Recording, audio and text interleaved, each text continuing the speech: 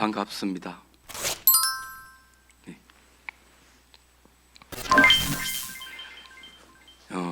국행 수륙지라 해서 왜 국행이 붙었는가 한번 찾아봤습니다.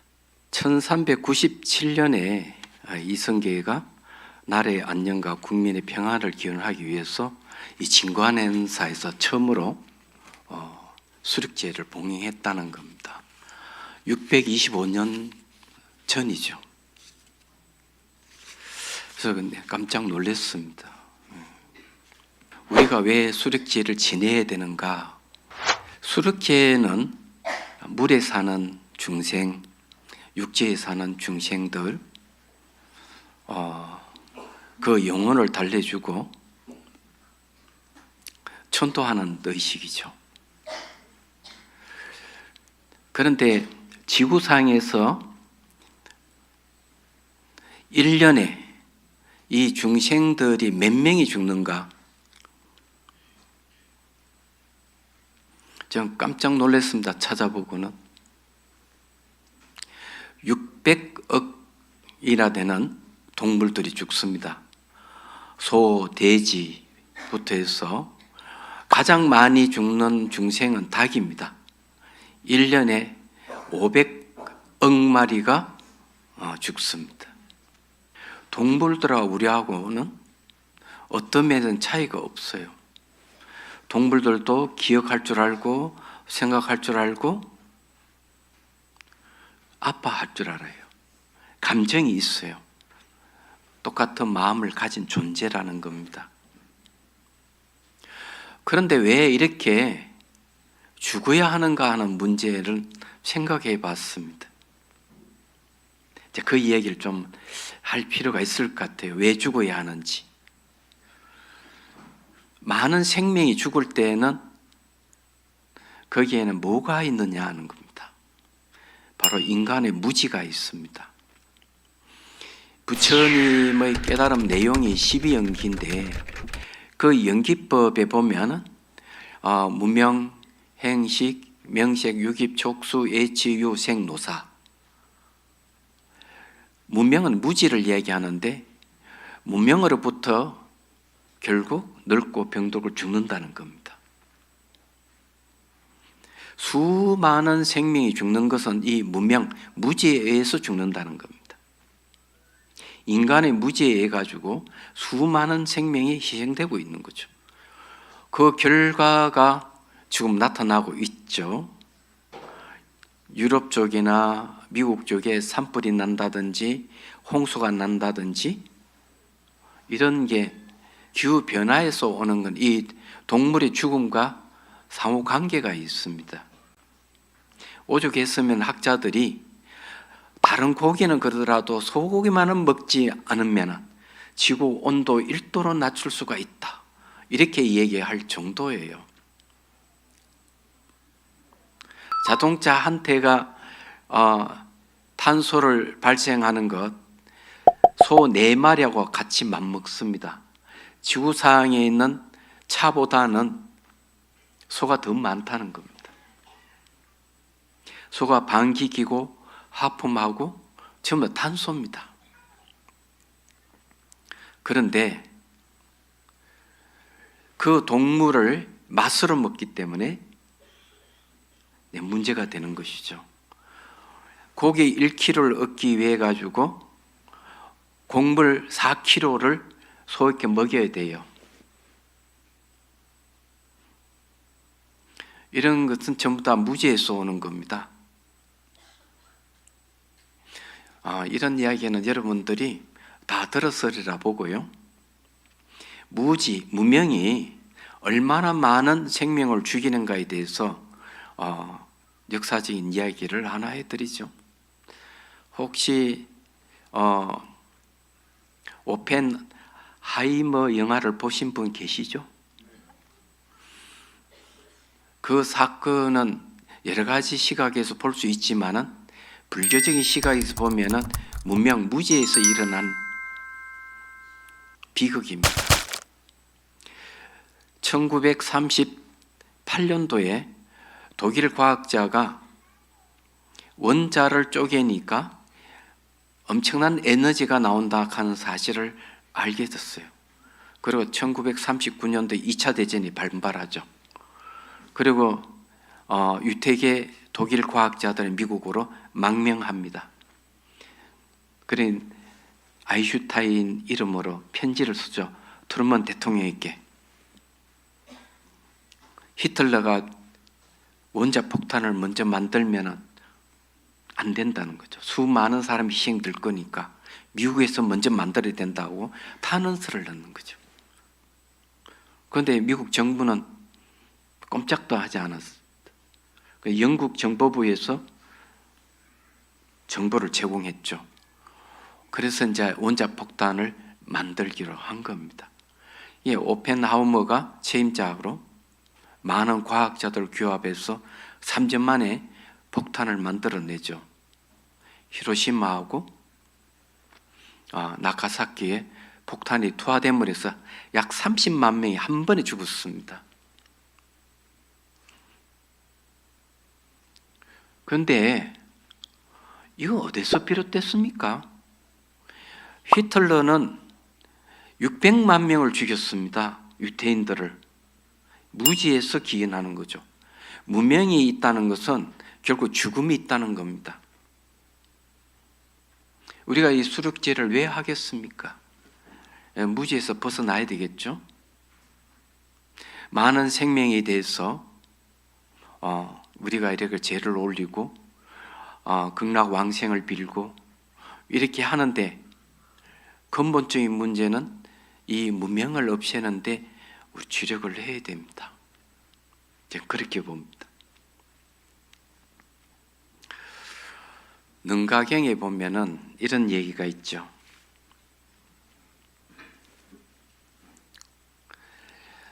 시기라는 왕이 있는데 이 왕이 보시하기를 좋아해요. 그래서 인드라신, 신들의 왕이 인드라신이 한번 시험을 해봐야 되겠다. 그러고는 이제 비둘기로 매한테 쫓기는 연기를 하죠. 왕에게 가서 제 목숨을 살려주십시오. 저 매가 저를 죽이려고 합니다. 그래서 시기왕이 비둘기를 감싸주죠. 매가 그거 내 먹이니까 내달라. 그러면 이 비둘기의 먹이만큼 내가 고기를 주겠다. 그러니까 매가 하는 말, 난 따뜻한 피와 살이 필요하다. 이러니까 왕이 그러면은 내 허벅지를 베어주겠다. 허벅지를 베어주겠다 하니까 허벅지 고기 따뜻한 피와 살이죠. 그런데 그걸 가져와서 저울에 가서 달아라. 그래서 비둘기를 올려놓고 허벅지를 살을 베어서 올렸는데 부피로 보면은 허벅지 살이 더 많은데 비둘기가 더 무겁다라는 거죠. 왕이 그걸 알고는 자기 몸을 올려놓습니다. 비둘기와 왕의 몸무게가 똑같은 겁니다. 이건 뭘 이야기해 주겠습니까? 생명은 평등하다는 거죠. 동일하다는 얘기입니다. 그래서 왕이 이렇게 얘기합니다. 비둘기를 놓아주라. 내 몸을 너희께 주겠다. 능가경에 나오는 이야기예요. 부처님께서 능가경에서 이렇게 얘기를 합니다. 고기를 먹지 마라. 이렇게 얘기를 하고 있어요. 중생의 고기를 먹으면서 중생을 구제한다는 말이 되느냐 하는 거죠. 안 된다는 얘기예요. 고기를 즐겨 먹게 되면은 꿈자리가 시끄럽고 두려움과 불안에 떨게 된다. 그리고 그 값으로 사자나 호랑이나 고양이나 살갱이 같은 그런 가부를 받는다. 하고 이 얘기를 합니다. 먹지 마라.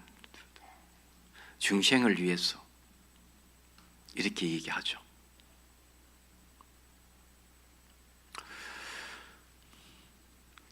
요즘 안 먹고는 몸배기죠, 그죠? 좀 줄이세요. 정말이에요. 제가 고기 먹어본 적이 있습니다. 한 번은 저기 2003년도에 나닥에 가게 됐어요. 청전 스님하고 같이 가다가 낭둠곰바 처음으로 이제 저를 만나게 돼서 갔는데, 그 날에 하필이면 티벳역으로 4월 초8일 부처님 오신 날이에요. 근데 거기에 신도들은 전부 다 유목민들입니다. 근데 유목민들이 스님에게 공양 올리는 게 있었는데 뭘 하나 주길래 먹어보래요. 유목민들 우리한테 공양 올렸대요. 근데 딱 씹으니까 명태 맛이 나는데 이게 뭐냐고 한번 씹어봤어요. 그러니까 야크 고기를 말린 것이다라는 거죠. 저는 평생 고기를 먹지 않았습니다. 제 모르게 입에 들어가는 걸 빼고는 다 거부했습니다. 그렇게 얘기해. 스님은 고기를 안 먹으면 체력을 어떻게 유지합니까? 고기를 안 먹어도 아무렇지도. 그러면은 코끼리는 풀만 먹었는데 힘이 왜 그렇게 세죠? 제가 그렇게 반문합니다. 그래서 절에는 항상 콩자반이라든지 콩나물이라든지 두부가 늘 올라옵니다. 그게 다 이유가 있는 것이죠. 그리고 때때로 국수를 먹게 되죠. 단백질 섭취입니다. 스님들이 왜 그렇게 했을까요? 바로 그런 이유. 중생에 대한 자비심이고 생명의 근원에 대한 통찰력입니다. 지구상에 수많은 과학자들, 천재들이 그렇게 많은데 왜 고기 먹는 것을 제지 못했을까요? 무지 때문에 그렇죠. 문명 때문에 그런 겁니다. 가장 안타까운 중생 중에 하나는 뭐가 있겠습니까? 아기가 있죠. 제가 아기에 대해서 좀 설명을 하고 해양 공덕에 대한 얘기를 하고, 그 다음에 이제 이 공동체에 대한 얘기를 좀 하고 싶습니다. 우리가 수렉제를 지내는 것 자체가 하나의 공동체를 얘기를 하는 겁니다. 공동체의 가치를 구현하는 일이에요. 여러분들이 이렇게 많이 모인 이유가 바로 그겁니다. 빨리경전의 이 주석서에 보면은 이런 얘기가 있습니다. 한 사냥꾼이 사슴을 잡아서 사슴의 뒷다리를 잘라서 불에 구워 먹습니다. 근데 목이 몹시 말라. 집안에 물을 아무리 찾아도 물이 없으니까 절에 가면 늘 절에는 스님들이 물을 비치하고 있다 하는 걸 알게 된 거죠. 조사 내려갔습니다. 그런데 그 많은 주전자의 물을 따로도 물이 하나도 나오질 않는 거예요. 화가 나서 스님들을 막 욕을 하고 있는데 노스님 나오더니만 그 사냥꾼의 얼굴을 보고 물을 마시고 싶으냐 그렇습니다. 그럼 그냥 주인들 딱 따르니까 물이 나오는 거예요. 그 청년이 물을 마셨습니다. 그래서 스님께서 이렇게 얘기합니다. 자네 얼굴을 보니까 아기로 좀 바뀌어가고 있네. 이 사냥꾼은 사냥을 많이 하지 않았는데 결혼하고 처자식 생기니까 사냥을 더 많이 했던 겁니다. 그러면서 많은 생명을 죽이게 되고 아기로 바뀌어가고 있었던 것이죠. 그래서 스님의 말씀을 듣고 출가를 하게 됩니다. 출가 수행을 하면서 생명을 많이 죽였으면 지옥에 갈 건데 지옥의 불이 그렇게 무섭까? 이런 생각을. 그래서 스승한테 이 얘기를 합니다. 지옥의 불이 대해서 알고 싶습니다. 그래서 스님께서 이렇게 얘기를. 그러면 장작을 물에 적셔서 절마당 위에 쌓아두라. 내가 지옥불을 가져오겠다. 그래서 스님께서 앉아 선정에 들어가서 지옥에 가서 조그만 불씨를 하나 가져옵니다. 가져와서는 제자 앞에서 산더미 같이 쌓은 물에 적신 장작불 위에 불씨를 떨어뜨리죠. 떨어뜨린 순간 죄로 바뀌어버리는 겁니다. 제자는 깜짝 놀라는 거죠. 그러고는 이제 더 열심히 수행했다는 기록이 나옵니다. 이 악이라는 것은 욕망의 표현이에요. 우리는 수많은 악의들이 있는데 스님들이 바로 공양하고 난 뒤에 그 청수물을 먹을 수가 있어요. 그 외에 물을 못 마십니다. 물을 마시면 좀 불로 화해서 물을 마실 수가 없어요. 물이 다 말라버리거나 이런 증상이 생기죠. 불쌍한 중생이에요. 이 악이라는 중생을 구제를 해야 되겠죠. 가장 굶주리는 중생입니다. 대표적인 중생을 얘기하면은 그런 얘기죠. 자, 우리가 수렉질을 지내서 이런 중생들을 구제하는데 해양하는 그 공덕은 어떨까? 해양에 대한 얘기를 해드리죠. 공덕이라 하는 것은 훌륭한 결과를 가져올 수 있는 원인이라는 뜻입니다. 여러분들이 이렇게 모여서 수렉질을 지내는 것은 여러분 공덕을 짓는 건데 이것을 해양을 해야 되겠죠. 제가 서울에 살 때가 있었습니다. 80년대 초에 종은이라는 스님하고 조계사를 가게 됐습니다. 그때는 거기에 살았었어요. 개운사 안에 중앙성가 대학이라고 있었습니다. 강원을 졸업하고 이제 입학을 해서 이제 공부를 하고 있을 때입니다.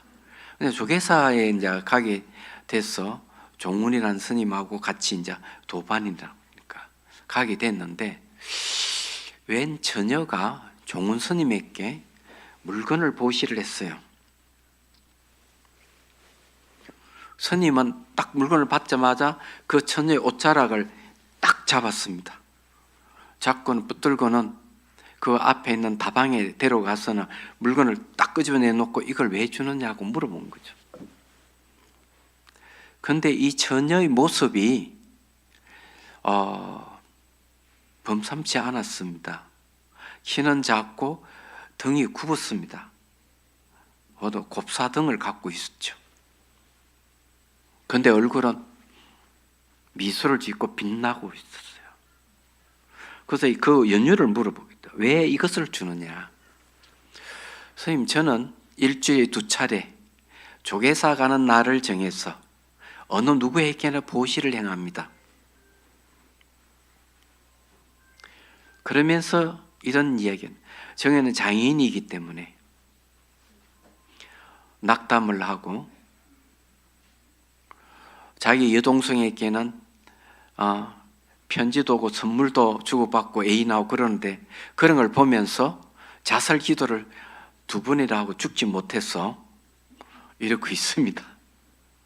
그러다가 어느 날 길을 가는데 인생에 살 만한 어떤 가치를 느끼지 못하고 있을 때예요. 많은 사람들이 가니까 거기 휩쓸려 간 곳이 조계사예요. 그런데 토요일인데 법당에선 이 청년들의 법회가 열리고 있었어요. 그래서 하염없이 그게 그냥 법당 밖에서 계단에 앉아서 듣게 됐습니다. 법사 스님이 뭐라고 이야기하나? 보시를 하라. 그 법문을 듣고 이분이 결심일 때 한 일주일에 2번에 2차례 내 보시를 하겠다. 그런데 이분은 만드는 재주가 있어서 물건을 만들어서 보시를 하는데, 내가 이렇게 정성 들여서 내가 왜 보시를 하지? 누가 알아주는 것도 아닌데 창피스럽기도 하고,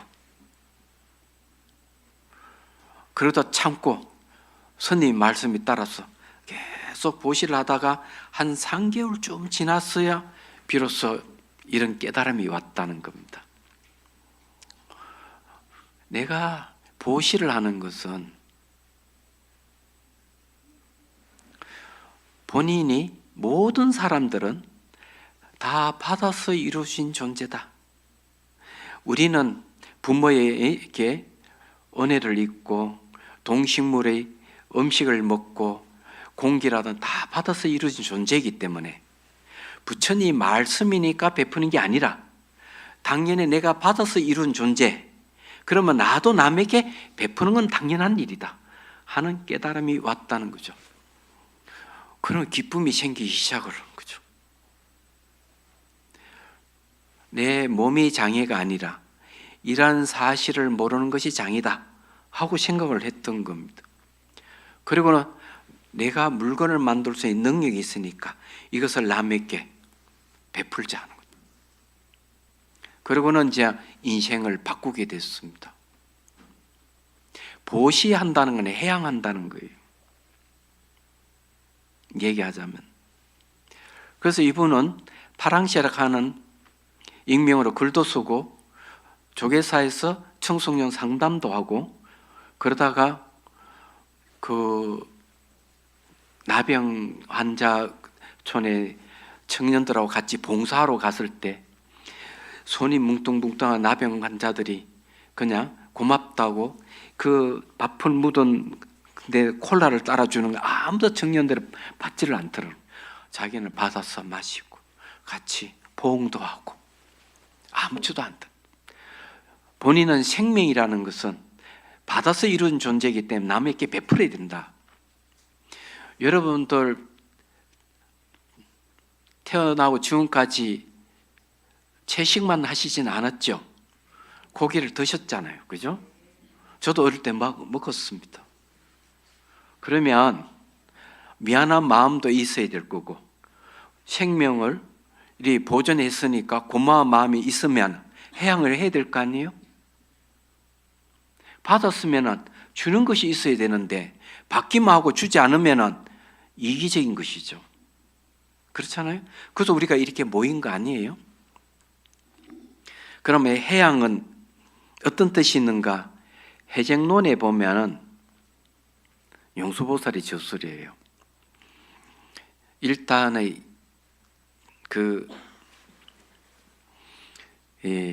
장사치라 그럴까? 옛날에는 장사를 하려고 그러면 많은 사람들이 모여서 다닙니다. 도적들이 습격도 있고 하니까.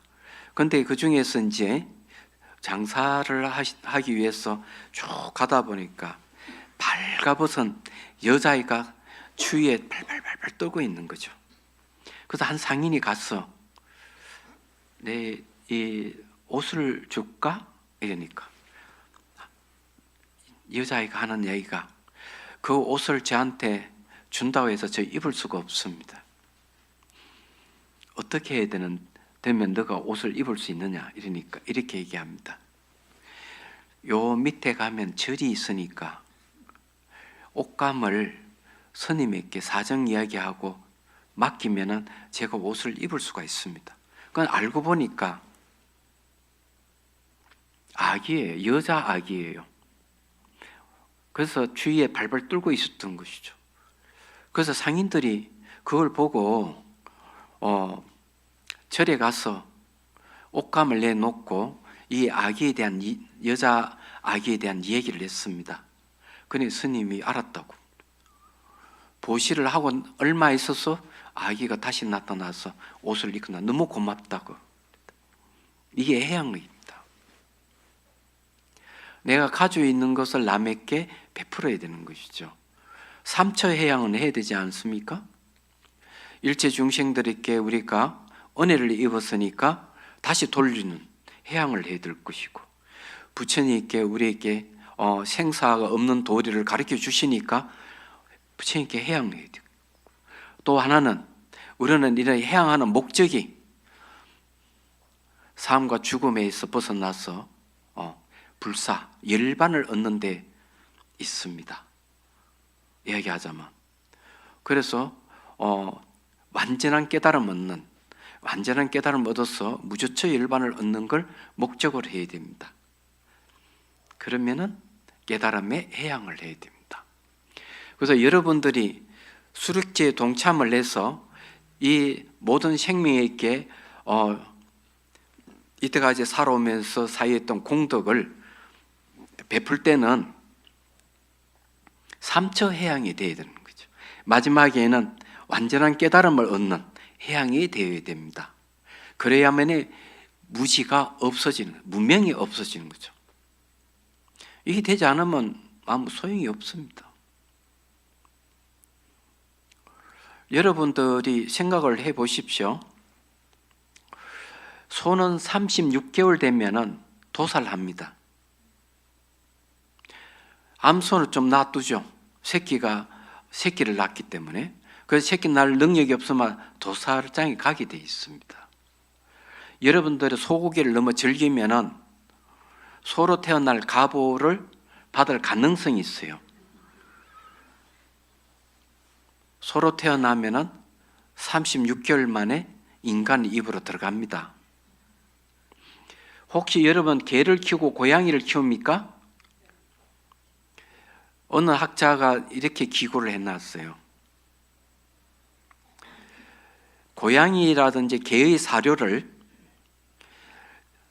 이 채식으로 전부 다 사료를 돌리면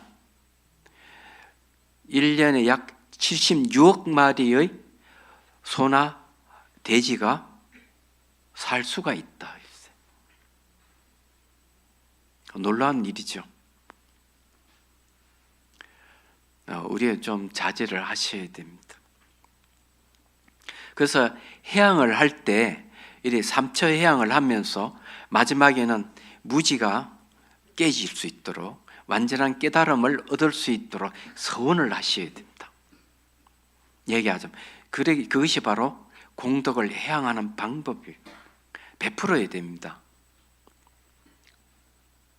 우리는 그냥 사는 존재가 아니에요. 땅에게 배품을 받고 공기에 배품을 받고 저기 나무들에게 배품을 받죠. 그리고 많은 동물과 식물의 배품을 받아서 지금 우리가 존재하는 거예요. 그래서 해양을 하시고, 또 하나는 또 어떻게 해야 되겠죠? 이렇게 모여서 이렇게 공동체를 형성해야 됩니다. 이것이 바로 생명 죽임이 아니고 생명 살림입니다. 수력제를 진행하는 생명 살림의 뜻이 있는 거예요. 그래서 많은 사람들이 권유를 해서 진간사만이 아니라 어느 절에도 수력제를 할 수 있도록 그렇게 해야 될 거라고 봅니다. 생명은 인간만의 생명체가 아니라는 얘기죠. 수많은 동물의 종, 식물의 종이 사라지는데 유엔에서 걱정하는 게 이 생명 다양성에 대한 굉장히 많은 노력을 기울입니다. 왜? 자연이 훼손이 되면 수많은 동물의 종과 식물의 종이 사라집니다. 그럼 인간이 살 수가 없게 됩니다. 그렇기 때문에 그런 거죠. 같이 더불어서 같이 살아야 되는데. 그렇잖아요? 그래서 이 공동체, 수력제라는 공동체의 가치를 확실하게 우리가 인식을 해야 되고, 그것을 실천하고 있는 모습을 저는 두 눈으로 지금 보고 있습니다. 바로 진관사 국행 수력제입니다. 저는 수력제에 처음 법문을 하고 있고요. 어떤 절에 가서 수력제에 참여한 적이 한 번도 없습니다. 제가 이렇게 여러분 앞에서 수렵지에 법문하게 된 영광으로 생각합니다. 네. 그리고 이제 공부를 조금 했습니다. 같이 이렇게 수렵지에 동참을 하고 많은 생명에 대해서 경각심을 가지는 것, 이 기후 변화가 앞으로 이제 딱 이것만 이해하고 끝내겠습니다. 타너 스님께서 그런 얘기를 했어요. 앞으로는 자연재해가 많이 발생할 것이다. 빙하가 녹아서 일본은 3분의 2가 잠길 것이고, 대한민국의 동쪽에는 한 100리 정도 물에 잠기고, 서쪽에는 한 200리 정도로 다시 육지가 올라올 것이다. 중국은 두 쪽 나고, 그리고 전 세계 수많은 자연재해가 생길 건데, 그나마 대한민국은 자연재해를 가장 적게 피해를 입을 것이거든. 수많은 사람이 죽을 것이지만 그나마 대한민국은 낫다는 겁니다.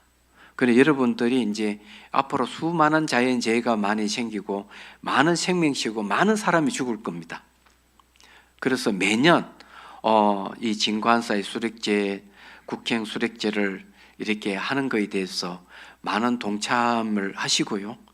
또 이웃에 누구에게라도 이 생명의 가치를 말씀드리고 같이 동참할 수 있도록 이 수력제가 그대로 부처님의 자비를 실천하는 그런 자리이기 때문에 누구든지 동참을 해야 된다. 역설을 하셔야 되고요. 이 공동체를 굳건히 하기 위해서는 한 가지를 더 아마 하겠죠. 살생을 하지 마라 하는 건 계율에 대한 이야기입니다. 그래서 기회가 되시면 여러분들이 적어도 여기에 그걸 하셔야 되지 않을까 하시고 계실 거라고 보기는 하는데, 포사를 하셔야 됩니다. 1년에 한 차례 정도는 보살개수개식을 하시고, 그리고 보름마다 보살을 하면 얼마나 좋겠나 이런 생각을 합니다. 자비선사는 한 달에 한 번 보살을 꼭 합니다. 보살을 하고 1년에 한 차례 꼭 보살개수개식을 꼭 하고, 심지어는 유명계까지 합니다. 돌아가신 분들을 위해서 불명을 주는 유명계 행사까지를 하고 있습니다. 그래서 이 수력제와 연관해서 그런 계율 행사, 보살 행사도 곁들이면 얼마나 좋겠는가. 이것이 바로 이제 공동체 가치를 선양하는 겁니다. 그래서 여러분들께 말씀드리고, 자, 오늘 여기서 법문을 마치도록 하겠습니다.